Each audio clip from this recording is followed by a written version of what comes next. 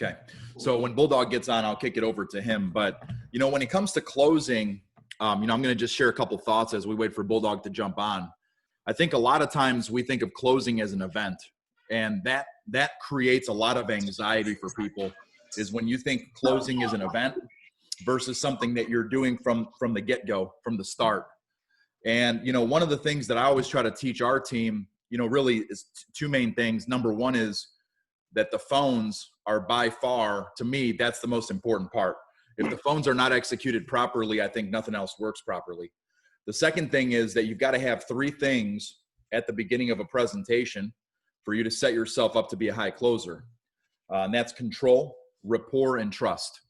CRT. You know, back in the day, a long time ago, before they had flat screen monitors, they had something called CRT, or the tube, you know. And CRT is control, rapport, trust. You got to have these three things. And I see that Bulldog's on, so I'm going to kick it over to him. But control is them identifying you as a professional. You're someone that takes your job seriously. You know, when you go to a doctor's office, you know they're a doctor based on the way that they're dressed, the way their office is laid out, and they're in a position of control and authority as someone that's a professional. Rapport, they have to like you. You know, people are not going to do business with you if they don't like you. So you have to win people over.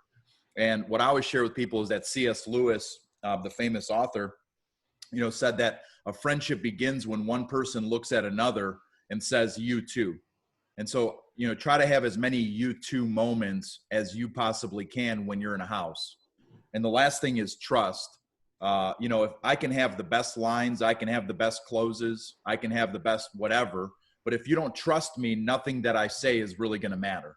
And so building trust, that's your eye contact, the way that you speak. That's why it's so important that you know your script, because if you're fumbling over your words, it's very hard for you to be believable, you know, in terms of the job that you're doing. So, you know, rapport, control, and trust. Raquel, please mute. Galaxy A20, please mute. Marshawn Chrysler, please mute. So those are the three main elements that you want to think about at the beginning of the presentation to try to establish, from the phones all the way into getting into the no-cost benefits. I know all of us have some variations when it comes to our system, but you know, this stuff is universal and applies to, you know, pretty much everybody in any kind of sit. So with that, I'm going to kick it over to Bulldogg. Thank you, Michael. We were just on with Greer, and he went a little bit long, so it's kind of hard to wrap the CEO up, if you will. So appreciate it. Appreciate everybody on here. I mean, look at this, 320 some people on this call. Woo! Can't wait to get through this. So listen, I've got a little bit of sauce for everybody. Hopefully everybody's having a great week, great start to your week. What a time to be in this industry. You know, what a time to have the product that we have day in and day out. I mean, think about it. We're going through one of the craziest times that I've ever seen in my lifetime. You know, and I'm a little north of 40, and I've seen a lot. But right now, this pandemic, I mean, you know how I hear our governors talking about shutting things down again today. You know, I don't know how it is across in your land, but what a time to have a product right now that everybody needs. Everybody needs this product. There's no better product right here, right now. I've felt that way from day one. Like in our playbook, it says, why is there no nobler product than life insurance? You know, the product that we carry every single day into a home, onto the Zoom, it protects the past, the present, the future, everything financially. And if the main breadwinner dies today, that family can live the lifestyle that they're accustomed to. You know, if you've ever dealt with death up close and personal, and this is going to go with the first thing I want to talk to you about is belief. You know, do you truly believe in the product that you have every single day? Sales is simply a transfer of belief. Do you truly believe in your product? You know, when I first came into the business back in 06, I had just dealt with death. I had just, you know, took a man through a cancer battle.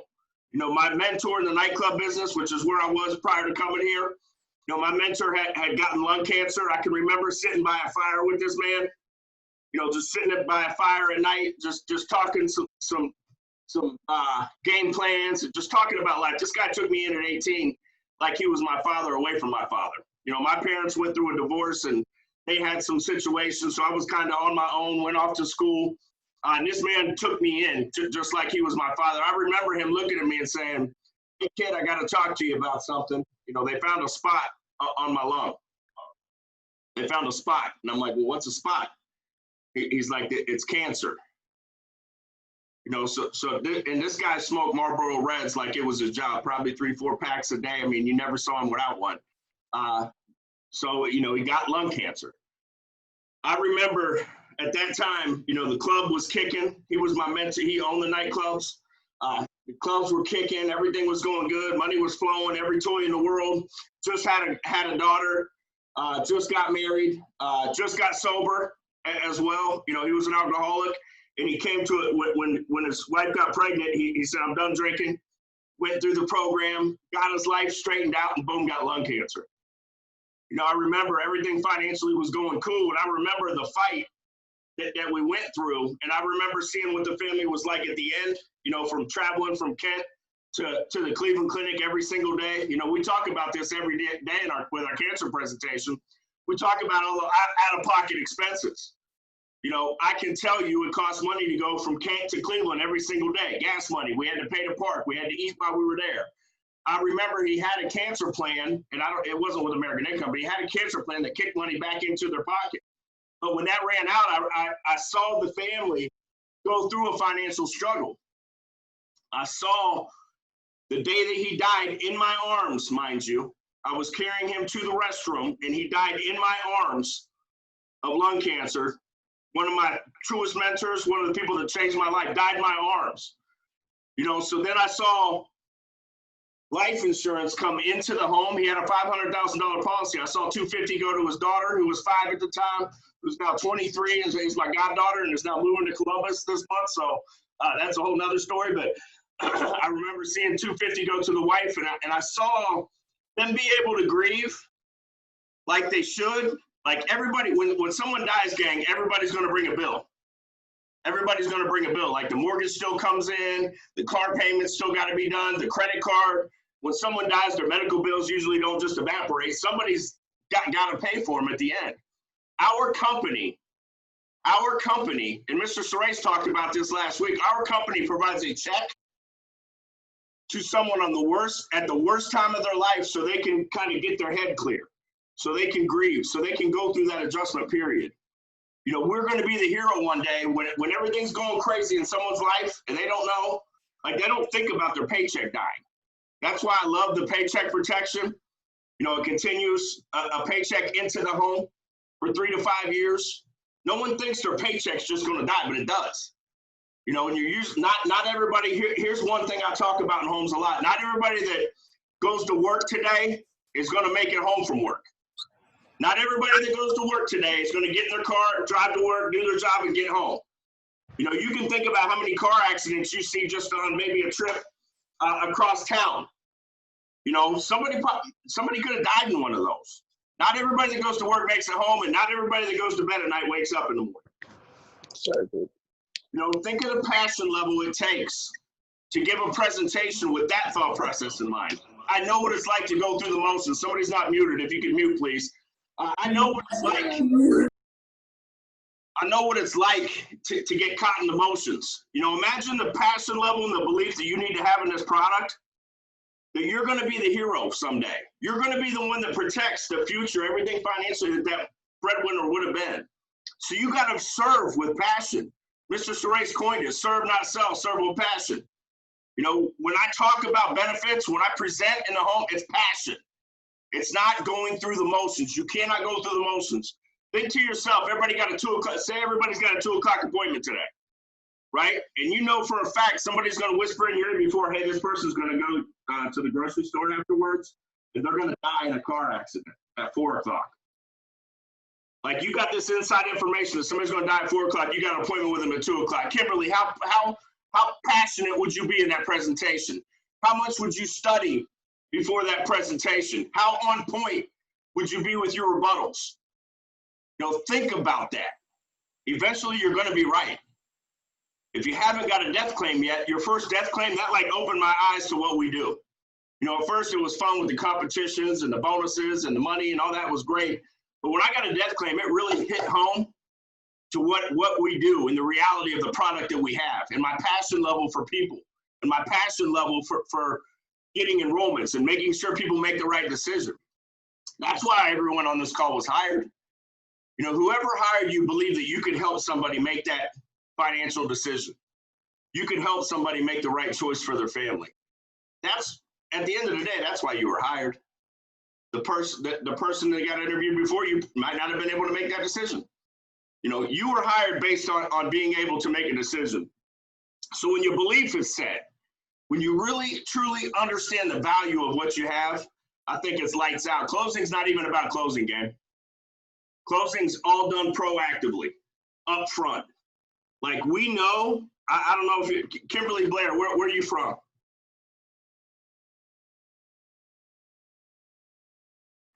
You're muted. Maybe your mic's off. What about Ethan? She's from Mississippi. All right, Mississippi, MISSISSIPPI. Woo, let's go. I don't know in Mississippi, but people say they want to think about it, don't they? Absolutely. People say they can't afford it, right? Absolutely. The majority of the time, is that all you hear, really? Yeah. Most of the time, yes. You know, every now and again, you can throw a financial advisor. Every now and again, I love when people are like, they already had life insurance. I'm like, no kidding. Like, I'm not shocked when people have life insurance already. Like, I go into every home thinking, hey, this person's already at least got to have 100,000. You know, in my playbook, it says everything we do is over and above anything they already have to complement that. That way, that life insurance, they can use that for what it was intended for the rest of their life. You know, I look at our products as almost like death insurance. We handle the concept of the freedom of choice, the funeral benefit, the income protection, the mortgage protection, college education. Life insurance is for the rest of their life. What this product does is gives that immediate solution so they don't have to pay for the funeral final expenses out of their pocket. The income will come in at the end of the month. The house can be paid off and the kids can still go to college. Life insurance, I tell them they can put that in the bank and invest it and do what they wanted for that. They don't even want to have to touch that. You know, so for me, it's really diving in to that mindset. Okay, closing, we'll first start with control. Control, you have to have control. You have to have control. Like, every time I would knock on a door, every time if I would look at this screen right now, you know, I'm sitting in my office in Columbus, OHIO, I can see a big C on this screen, and I know I got to have control of this workshop. I got to be in control of it. Now, I'm not saying you have to be rude. I'm not saying, you know, you have to be arrogant. I'm just saying, when you get on a Zoom call with someone, you hit a door, you got to grab that seat, put it in your pocket, and you got to own it. Because now this table or this Zoom call is your office. This is your office. This is where you're going to do business with these people. Okay, so you got to get down to business. So control. Control. You have to control the environment. Okay. Once you're at the table, obviously you're there. You got to, you know, whoever's not muted, please mute again. You know what I mean? Caring. You have to care about people. You have to truly show that you care about the person through the screen. You know, once you get the table set, then the rapport building, the form is with purpose. You know, a lot of times in your heads, if you can think, if you've heard this in the home or if you hear this on the Zooms, like if someone's like, hey, what's this all about anyway? After you've been talking for a little bit, you ever have that happening? You know, hey, what's this all about anyway? That's like the signal. That's their verbal message of telling you, hey, get to it. You're taking too long. Okay, so for me, form is I build rapport all the way through the presentation. I'm going to do it up front, just like most of our presentations say, right? Making sure that they understand the form, family, occupation, recreation, me. Like while I'm setting it up, I'll say, hey, how long have you lived in the area? Somebody role play with me. Let's give me Ethan again. I got you, Bull. All right. Who got me? I got you, Bull. Who's that? Ethan. Mitchell. All right, Ethan. All right. So if I was to say, hey, Ethan, you know, do you have family in the area? Have you lived there a long time? Yeah, I've been here pretty much my whole life. Awesome. Are you the one that gets to host the holidays, or do you get to go to somebody else's house and crash it? Yeah, we usually go to my parents' house. Gotcha. Are they local? Yeah, right down the road. Awesome. So you don't have to travel or do anything like that? Not too far. Brothers and sisters, they all go there too? Yep, I got 4. 4? Wow. Where do you fit in there? You like the first or the last? I'm the second oldest. You're the second oldest? Awesome. I'm the oldest, so I got a little brother and a little sister. So, anyhow, I love when they come over and we meet up anyhow. Let me ask you, Ethan, how's work going for you? Pretty good, pretty good. Pretty good. You getting overtime like the guys tell me? Yeah, I've been getting around 10 hours overtime every week. Awesome, awesome. Especially during these crazy times, I bet that helps. Oh yeah, it's been a blessing. Any issues at work? Anything I can maybe report back to them that, you know, the guys or the gals are having? Any problems? Anything maybe I could, you know, without using your name, maybe I could go back and say, hey, you know, the workforce feels like this or anything? Not really. I mean, they treat me pretty well. Cool. How's everything going with the union? Good, good. Okay, great. What do you do for fun? I mean, it's kind of like we're tied down a little bit, but you getting out? Doing anything? Yeah, I like to ride motorcycles with my buddies. Yeah, man, I got a 4-wheeler too. I love getting out and playing. Anyhow, let me go ahead and jump into this because I know you're busy and I'm busy. I got an appointment every hour on the hour. So I'm going to go ahead and jump in and give you the short version if that's okay. Yeah, sure. All right, the first no-cost benefit is, boom, boom, boom, boom, boom. How long did form take? Not long. Not long at all, right? Took under 2 minutes? Yep. Yeah. What did I find out? How many siblings I have, where they live, what we do for fun. What else did I find out? Who's in the area? He can afford it. Making decent money. Yeah. It's getting extra money overtime. If he likes the union. There we go. Throw them in the chat. Throw them in the chat too. So, like, you got to understand when you get on a phone, on a call or on a sit, they're either going to love their job or hate their job, right? They're either going to love their union or hate their union, or they're right in the middle. I always want to find out like where they're at because I know I got to address it. If I'm going to be talking about benefits through their workplace or benefits through their credit union or, you know, will kits or whatever it is, I got to make sure that they understand and like who they're dealing with, because if I'm going to talk about them the whole time and I got that grouch, you know, Oscar that sits in his trash can and is the mean guy, right? We've all met Oscar. But if I got that guy who hates the group, hates the union, hates everything, hates the air that he breathes, I got to have to adjust it, and I'm going to have to tweak it right there. And I'm going to have to smooth that over before I can continue on, or the whole time I'm not going to have it. So up front, I need to know it. Up front, I know the 2 biggest rebuttals we all deal with, or I want to think about it and I can't afford it. That's it. You get really good at I want to think about it. You get really good at I can't afford it. You'll go 1 out of 3, you'll be in the Hall of Fame when it comes to American income, as long as you sit with 15 to 20 people a week. 1 out of 3 was my only expectation for myself. That was it, plain and simple. I expect 1 out of 3. If I go on the field today, if I get on the Zoom today, I'm gonna expect 1 out of 3. I might get hot. I might get a little warm. I might start rolling in referrals and start getting it to 2 out of 3, but I expect 1 out of 3 for myself because I know all they're really gonna say at the end is I wanna think about it or I can't afford it, the majority of the time. So all your thought processes, everything you do in your head has to revolve around things that happen the majority of the time, not the minority, okay? You don't want to spend like 2 weeks studying the rebuttal for, say I meet with a pirate and he got a peg leg on his right leg, but not on his left. What's the rebuttal for the pirate with the peg leg? That doesn't happen too often, right? You're not going to get it on a boat and present to a bunch of pirates. You're going to deal with, I want to think about it, and I want to think, and I can't afford it, okay? The majority of the time. So you got to get good at that. But closing's not about closing. It's about caring, okay? It's about getting the information up front. I know this gentleman's getting 10 hours of overtime. So I know in my head already I can't afford it. It's already in the bag. I already know what's going down. If he tells me he's been laid off, right? I know I can't afford it is coming. I'm gonna shoot the moon and I'm gonna come down on a layoff program. You know what I do for most of my members who are laid off, you know, start them on a $3 a day program, you know, and work your way down, 3, 2, 1. 3, 2, 1 blast off, right? That's my layoff deal. $3 a day, $2 a day, $1 a day. You know, two jobbing, job A, job B, right? I know affordability is already there, so I'm gonna find that out real quick, okay? And then, so I got referrals in the bag. I know people are local, can't tell me he doesn't know anybody. I got affordability already beat up front in my head, so I know I got a gang.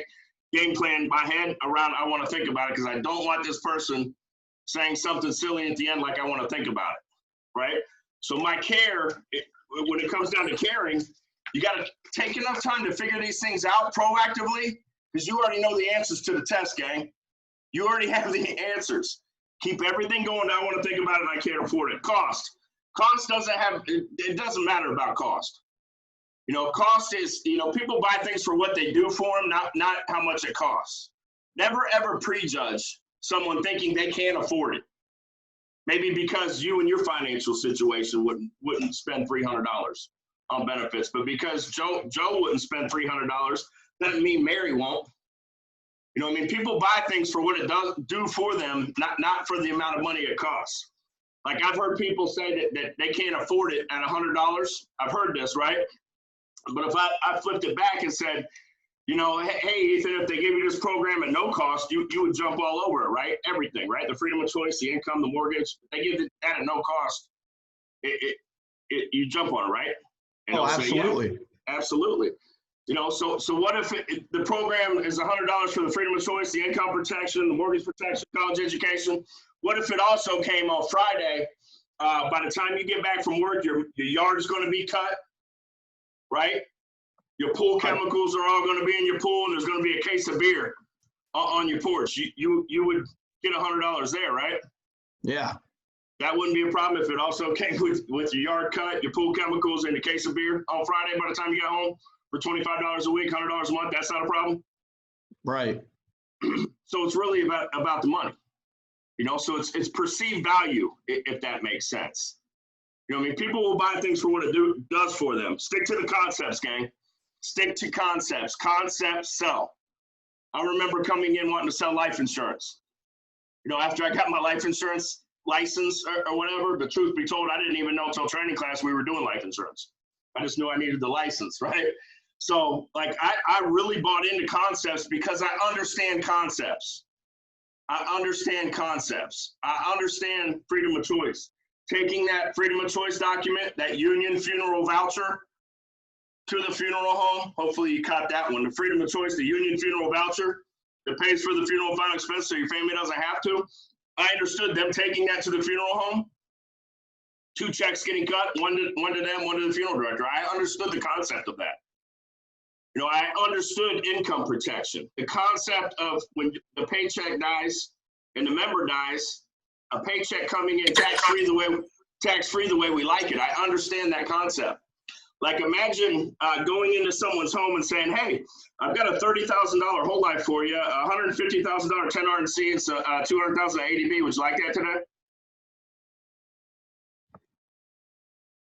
The people will look at you like you're looking at me right now. Like, huh? What's that?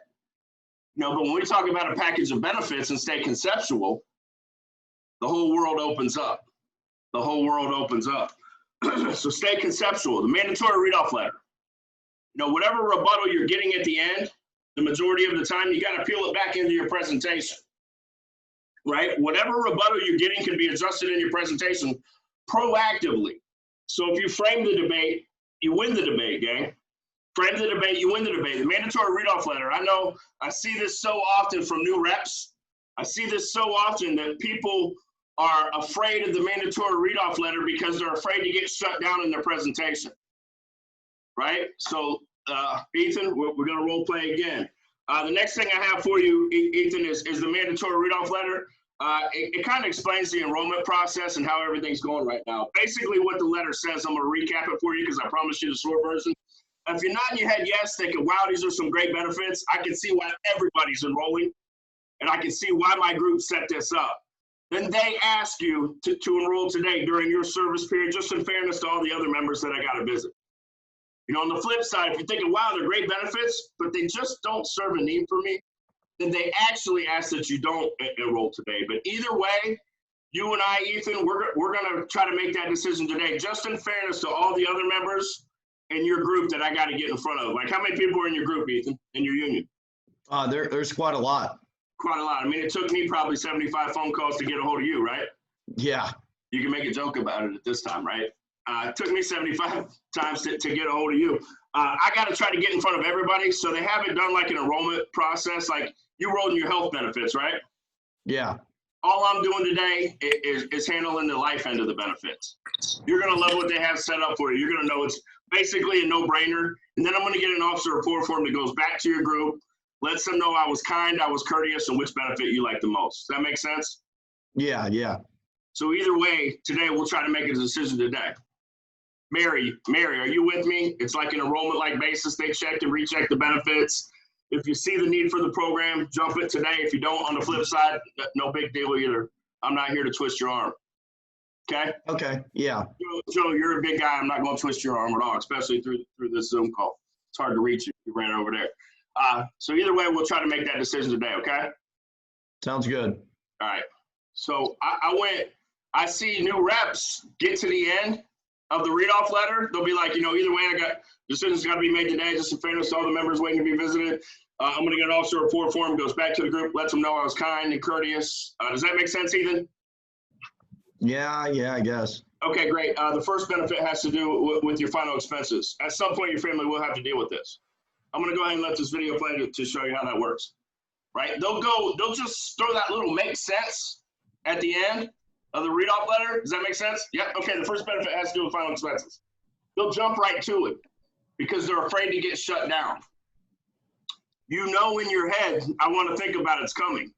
So at the end of that, after I go, Joe, Mary, Joe, like I go to Joe and get an agreement from him that he understands it's an enrollment-like basis, just like your health benefits, right? Go to Mary, get her agreement, and then go back to Joe. And then I'll throw this in at the end, courtesy of Steve Greer, which I love. Because the last thing, Ethan, they wanted me to do was go through the next benefits, and you say something silly and look back at me and say, I want to think about it. They've already checked and rechecked everything, and this is the best program for you. That make sense? Oh, yeah. So I'm going to tell them the last thing they wanted was you to look back at me and say something silly like, I want to think about it. Right? So that just plants the seed. Now, at the end, if they say they want to think about it, guess what's going to happen? You're going to go back and say, I already told you they did all the thinking for you.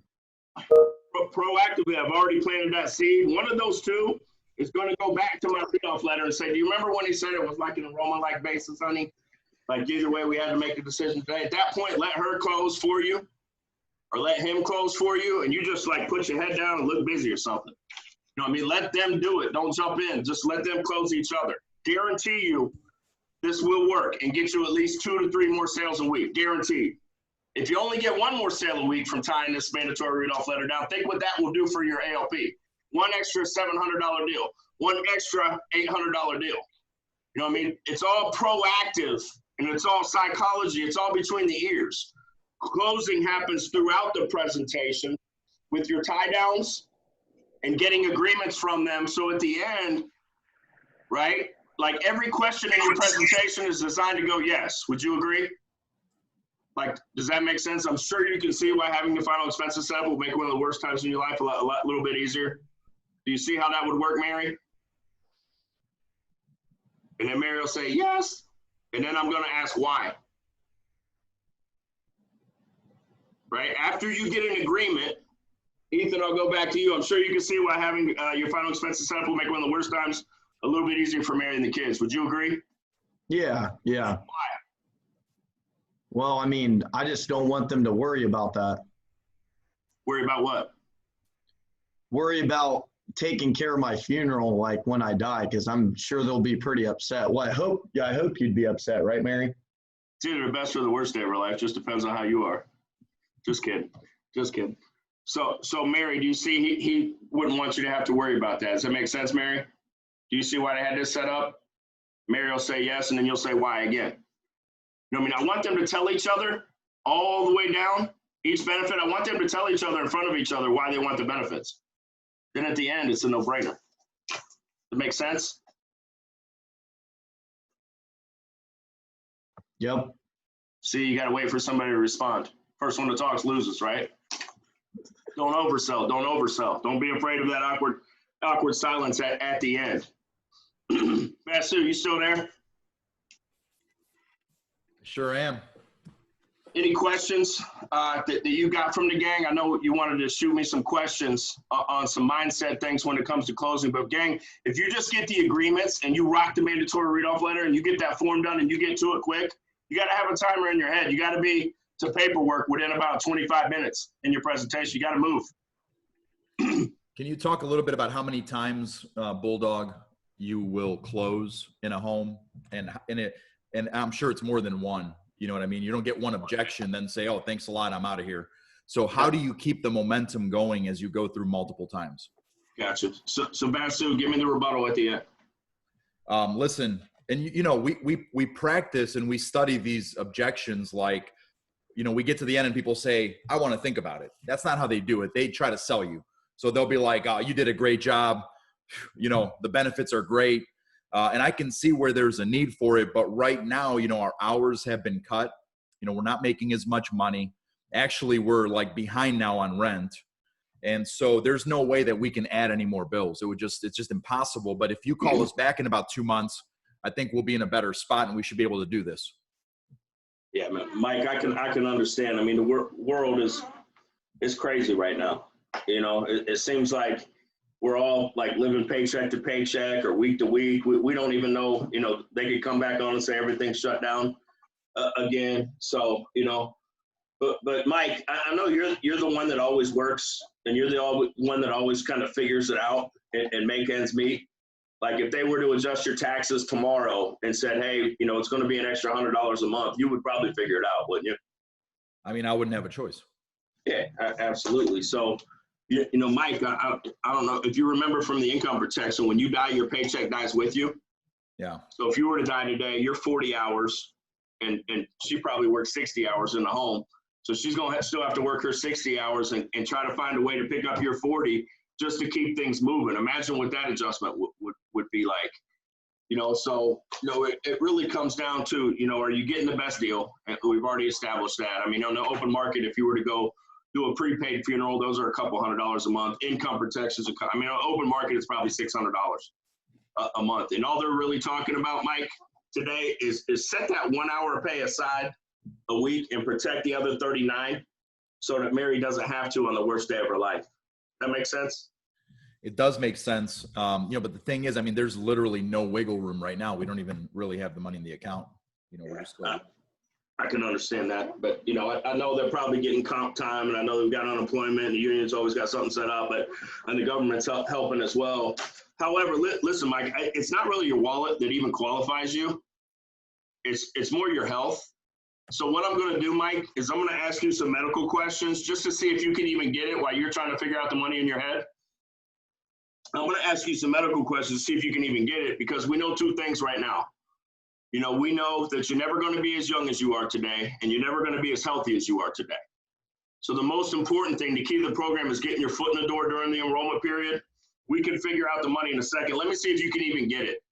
And I'm going to ask you the medical questions. I also want you to think while I'm going through these medical questions, how many things, Mike, can go wrong with you to where maybe 2 months later and you say you're going to call me back, which never happens, by the way. I've been doing this a long time.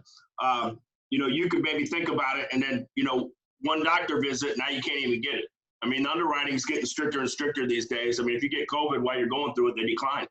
You know, we actually just had someone get that.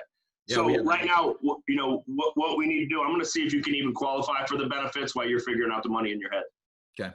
Okay. And remember, just think about when I ask you these things, you know, how many things can go wrong with you to where the next enrollment you might want it but can't even get it. Okay. So then I'm going to hit the medical questions. Now, when they get it's like a huge takeaway.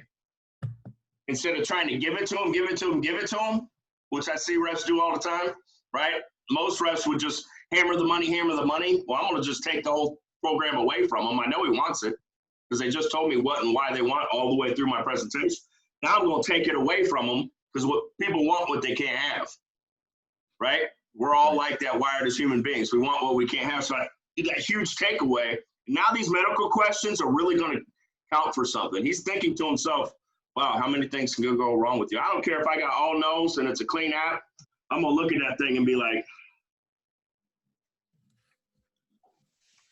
you know, I'm not an underwriter, Mike, but it does look like you can qualify today.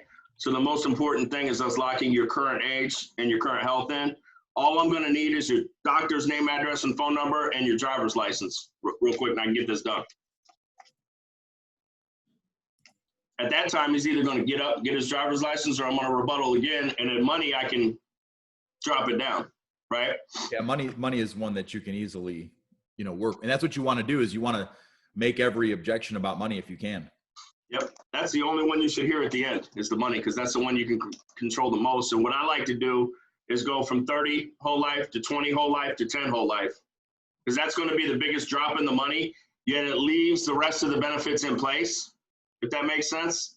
It'll drop, biggest price drop goes 30,000, 20,000, 10,000, and then leaves additional benefits in place versus just go, hey, why don't I just go to 10,000 whole life? Right. You go from here to here. So you want to step the thing down, and you want to use verbiage that's positive while you're doing that. Mike, I do understand the money, and if you were my brother, I would show you this exact same program. Let me make an adjustment real quick. Boom, boom, boom. I'll go 30 to 20, and then pull it back up and be like, well, this obviously has to make you feel better, wouldn't it? Yep. That does feel better. Okay. Why don't we go ahead and just get that done? Like I said, I just need the driver's license, doctor name, address, and phone number, because I got another one coming in 20 minutes. I got an appointment, one on the hour, every hour. So they got us working like crazy right now, especially with the way things are going right now. Yeah, I think, one of the things to pay attention to is that, first of all, Bulldog's being very sincere. He truly believes it's in their best interest to do something. And when you're in sales, it's a transfer of belief, and you've got to be willing to be honest with people if you want to truly serve those people. The other thing is that, and you could tell me if you agree with this, Bulldogg, but I think at first they give you an objection and you want to overcome the objection. And then after a couple times, then I'm going to just take control and say, hey, let's go ahead and do this. And I'm giving them specific direction, because clearly they don't know what they should be doing. Why don't we just do this? That kind of verbiage is critical. Not you. And if you heard when I was doing my read-off letter, it was they and them. Yep. You always use the power of putting it into a third party. Put it on someone else. They have it set up like this. They set this up. They do that. Put it on someone else. But when it's like, comes down to rebuttaling, it's not me against Mike. Like, I'm not like this with Mike. Right. You know what I mean? He got arms bigger than my head. So I'm not going to try to fight him. Right. I'm going to try to, get next to him. You sit back and you relax.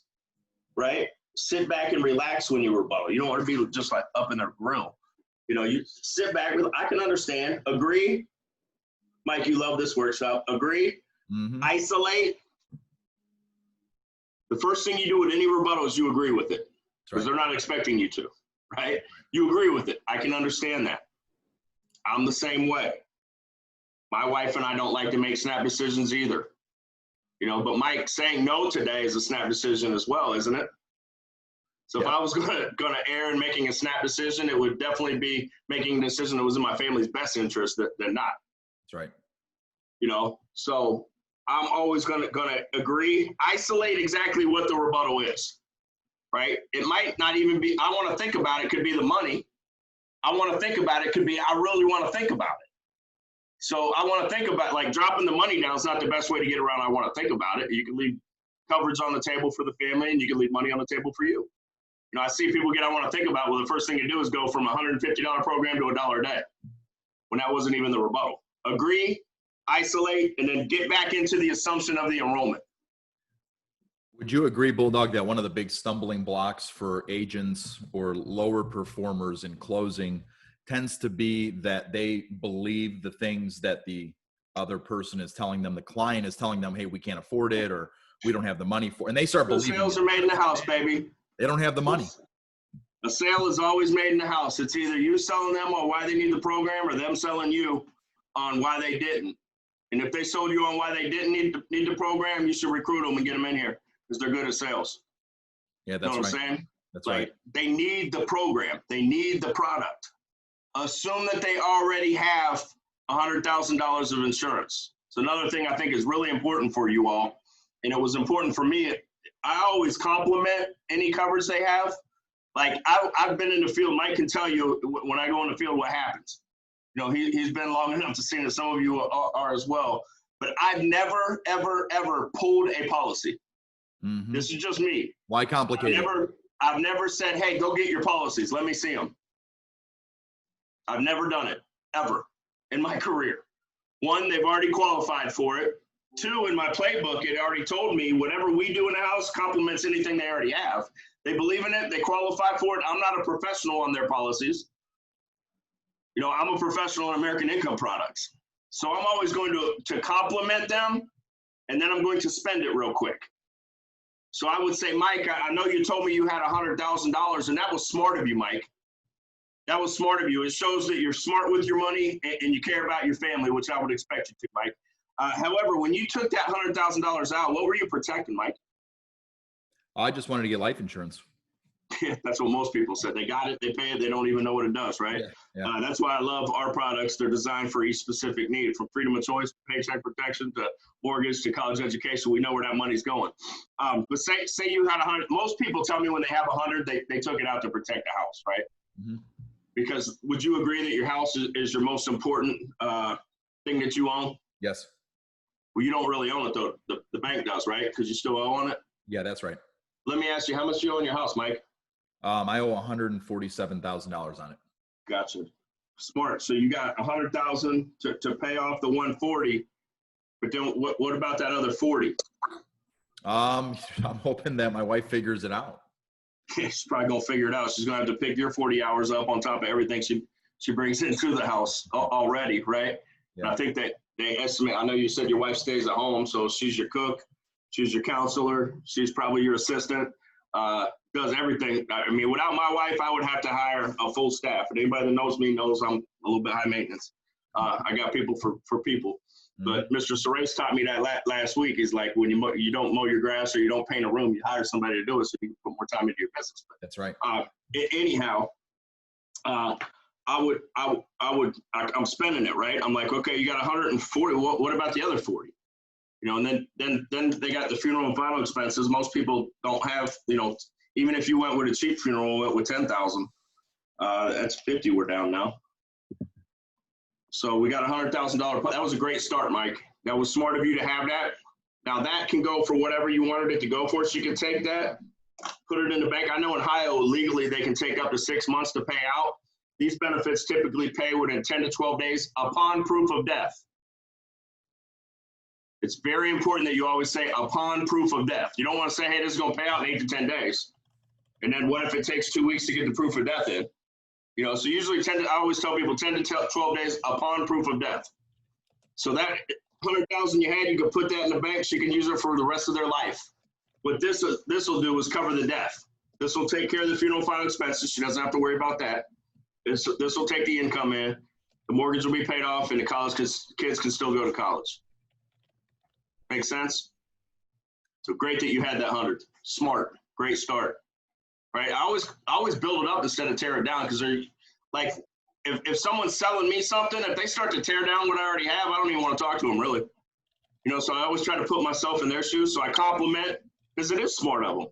You know, I bought my first life insurance policy at 18. You know, it was a $150,000 term. I still have it. The reason I got it is because the lady at the bank said, hey, you need life insurance. I was like, all right, cool, sounds right. You know, I didn't even know why I bought it. Thank God I did. It's cheap. You know, I still keep it going.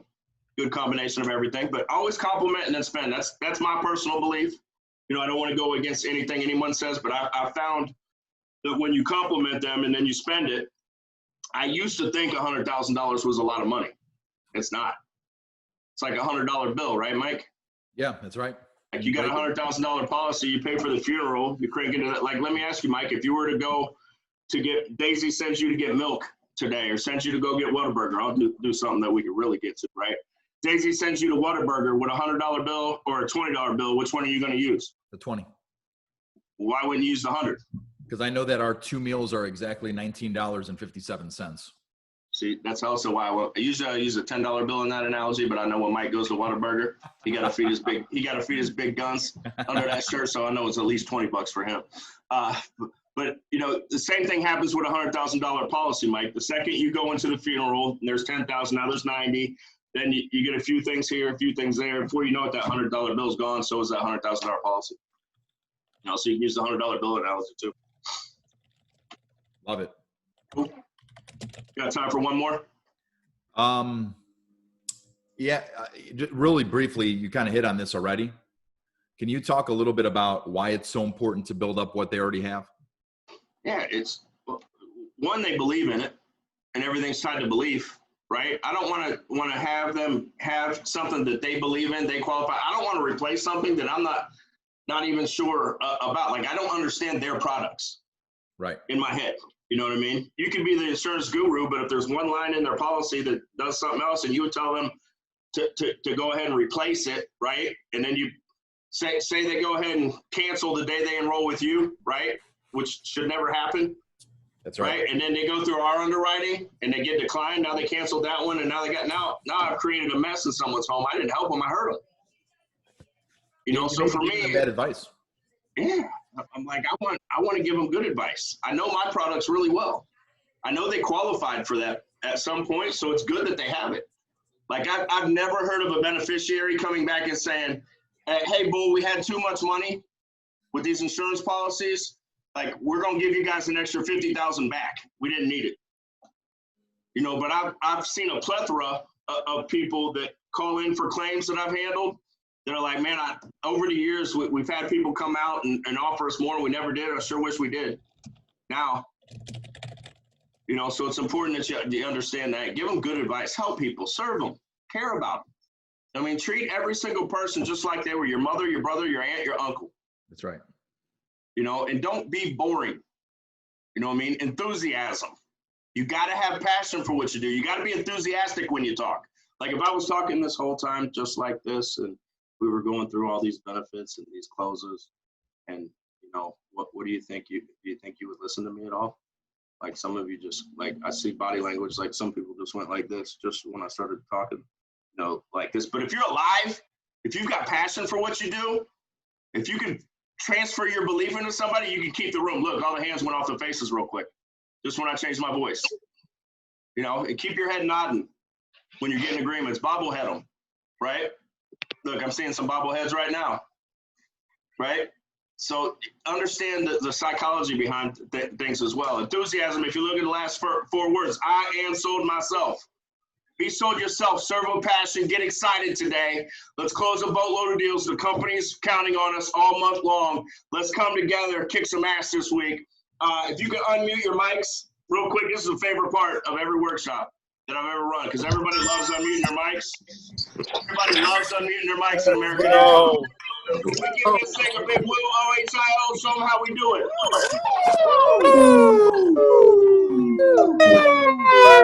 it.